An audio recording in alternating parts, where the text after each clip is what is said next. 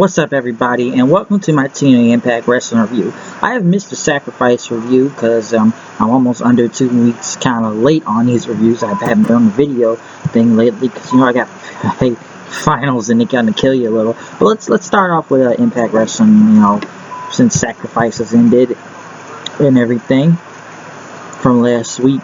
We kicked it off with Bobby Lashley driving his car somewhere until he got out looking for Galloway. Galloway was talking in an interview at a gym until Bobby Lashley attacked him from behind. They fought throughout the gym. Lashley threw Galloway into an MMA cage. Lashley said, well, this is looking his world now. Pretty much, he put on a glove and hit Galloway then. He didn't put Galloway in a submission hold, but Galloway pretty much lifted him up and powerbombed him. He started attacking Lashley until a whole bunch of guys, or other TNA wrestlers, came and had to pull both of them apart then, which was kind of a cool setting in my opinion, because beating them up in a gym and put them in an MMA cage, interesting, I'll give it that. After that, Mike Bennet came out, talked about he beat EC3 and ended his streak, and he said he did what Bully Ray, Kurt Angle, Lashley, Sting, or the Hardys could do and beat EC3, and he's done something special. He says, I've beaten him. And he doesn't have a God complex, but he says he is God, pretty much. And now he's even defeated the TNA World Heavyweight Champion Drew Galloway. So now he feels like the title should now belong to him. Jeff Hardy came out, which people were with Jeff Hardy then. Hardy pretty much came out and he said, this guy just called himself God? Creatures, did this guy just call himself God? And he says, yes, I give you credit for beating EC3, but it doesn't make you a god. And pretty much the fans started chanting Bennet, saying, you're a joke. And Hardy said he believes in miracles, but you, my friend, are not a miracle, pretty much. Bennet says he respects Jeff Hardy and what he has done, and what he did to his brother Matt was impressive. The fans chanted, this is awesome. Well, that was awesome. Pretty much Bennet went on to say that Hardy's creatures have now become the miracles now. And Bennet pretty much said he was going to go talk to Dixie Carter in the back and told him that he deserves a title shot. And Hardy didn't want to hear permission to get a match or anything. He says, we'll just do it now. Hardy punched him in the head. And pretty much it was Jeff Hardy versus Mike Bennet, but pretty much it was a no contest until Lashley took out both men, demanding Dixie Carter come out and give him a title shot. Dixie told him that you have to earn your shot, so tonight it'll be a triple threat match for the #1 contender, Hardy versus Bennet versus Lashley. And he said, thank you, Dixie. And after that, the special guest referee would be Drew Galloway. The Decay, since they've won the tag team titles at last week in Sacrifice, pretty much the last time you'll see Bobby Roode in TNA, which I assume he signed on NXT now since there won't be any more beer money. Pretty much talked about this plan as she spit some type of mist into Abyss and Crazy Steve's mouth, which was just plain out weird.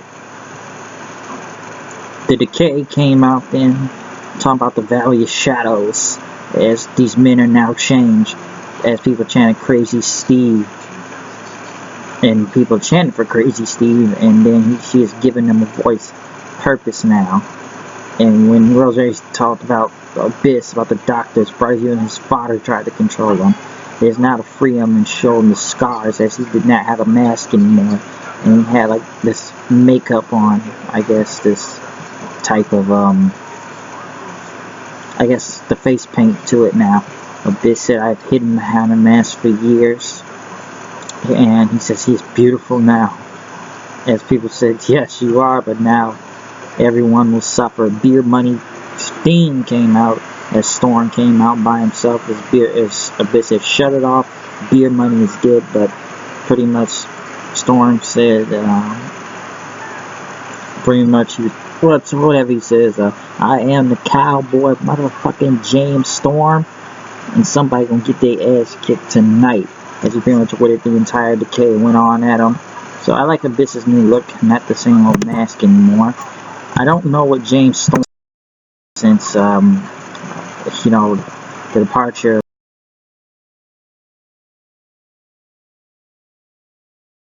If he'll do the same thing, the same thing Storm did when he went to NXT and just kind of left because he wanted a bigger payday.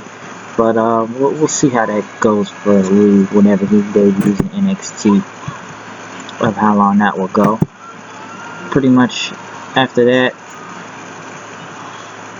Abyss then went against Storm. Abyss beat James Storm thanks to Crazy Steve. Well, Rosemary hit him with the mist.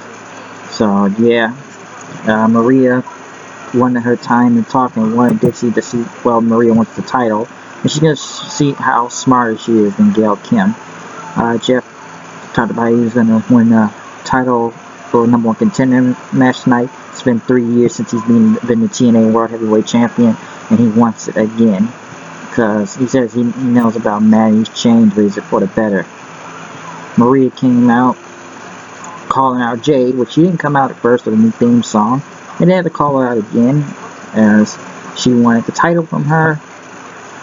And then they said, you want the fans to think you're some badass chick. Pretty much Maria talking to Jade, but she says she's a little girl who needs help, needs to be taught a lesson. Maria says she wants the title, but Jade said, I'm not gonna lay down for you, and you're not taking the title. You're just not getting enough to earn it. I'm not laying down for any man, woman, or bitch, pretty much. Maria then talked about we're gonna have a match. It wouldn't be a match, but it's gonna be a fight. Just Sienna, the newcomer, or Allison Kay, which I actually got to see on the Knockouts Knockdown thing, which is a very tough person, MMA style. Pretty much came in and started battling Jade, and pretty much it was a finisher. So her being, I guess Maria's bodyguard or hired gun, we'll see how that goes. And she's really good in the ring, so yeah, we'll see how it goes with her. Next after that, King of the Mountain match. Bram is the King of the Mountain champion as he beat Eric Young the week before, which will also be the last time you see Eric Young back in TNA, where he's already in NXT now. Even though I don't think people cared if he lost the belt, Eric Young will be missed being crazy over there, but since now it'll be Bram versus Eli Drake versus Andrew Everett versus Jesse Goddard versus Eddie Edwards for the King of the Mountain title, which the people have tried, but this belt doesn't mean a lot anyways. Everybody calls it the little red toy belt that nobody cares about. You know, if Jeff Jarrett won this belt back, why isn't it being defended in Global Force or whatever dates they do over there? I wonder that sometime. Pretty much after that, Eli Drake thought he was going to cash in his Feast of Fire contract, but he got out of the ring then. It was somewhat of a good match. Hopefully this will go somewhere. Matt Hardy, with a beard now, had his hood up talking about he's changed. His brothers changed him, and now doctors told him he would never wrestle again because of his spinal injury. He didn't know his brother could be so cool. Maria came out, and Mike Bennet, as EC3, pretty much came out there and saying, yes, you have beaten me pretty much. And you know, I'm not going to come out here, shake your hand or anything like that, because that would be a sign of weakness, pretty much. And yes, you appreciate what you did. You pinned me, yes, and stuff. And I'm not going to come out here when someone beats a winning streak. He's not going to come out and, you know, with their, I guess, crotchety old, I think he said asses or something. And I'm not going to come out and complain about how I lost it. I won't run away from it. I won't shy it from it. And, you know, this is the moment that defines you. You beat me pretty much. And you've accomplished something. But, you know, that takes a lot of pride coming to AJ. Hope he becomes a TNA champion. And there's a lot of pride being your champion right now. And he says, you say you're God because I'm one of the best wrestlers on the planet. You may call yourself God, but I'm now your devil, pretty much. So it was good. Now Mike worked from EC3 talking about Bennet. Bennet going to smile at him. And I like that. You know, he's going to be his devil. He's going to be God. After that, Jeff Hardy went against Mike Bennet versus Bobby Lashley, become #1 contender for the TNA World Heavyweight Championship. Drew Galloway was on commentary as the match went on. Jeff Hardy pretty much hit some crazy swanton bomb off the top rope onto steel steps on the outside of the ring. After that, the Decay came out and started beating up Jeff Hardy, and chokeslammed him on steel steps. Jeff Hardy tried to get back up, but Bobby Lashley speared him, getting on top of the steel cage, and then he speared him in the ring again, becoming the new #1 contender. After that, Galloway was forced to hold his hand up, didn't want to do it, and then after that, him and Lashley pretty much brawled with each other, closing out the show. Great for the show to end, I'll say that. Yes, I've said this before, TNA may have a lot of financial problems from the inside of the issues, but they never say you could still put on a great wrestling show for people to see on TV. So, I don't care what anybody says about, oh, no one's getting paid, TNA this, TNA, blah, blah, blah, and everything. But they still put on a pretty good show. I'll give it that. So, hopefully, things can turn around for this company and get somewhere where they need to be, and hopefully for the better. But I'm out of here. I'll see you guys later. Peace out.